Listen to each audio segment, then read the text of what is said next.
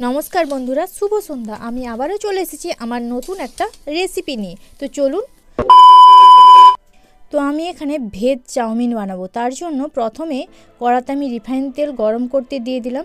অন্য সাইডে দেখুন আমি কি নিয়ে এখানে আমি নিয়ে নিয়েছি গাজর, টমেটো, বিট ও কাঁচা লঙ্কাকে ভালো করে কেটে নিয়েছি। তারপর আলু ও বিমকে সেদ্ধ করে নিয়েছি। তারপর এখানে যে চাউমিন, সেই চাউমিনটাকেও আমি আগে থেকে সেদ্ধ করে রেখেছি।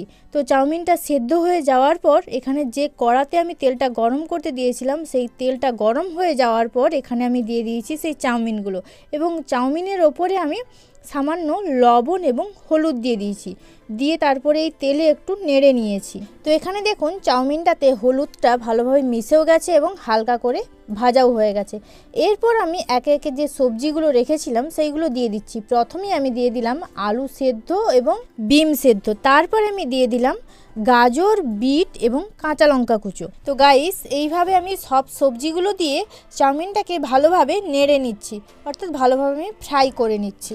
আমাদের বাড়িতে যেহেতু সবাই নিরামিষ খাবার খায়, তো তাই জন্যই এখানে আমি ভেজ চাউমিন বানাচ্ছি। আপনারা চাইলে কিন্তু এতে ডিমও ইউজ করতে পারেন।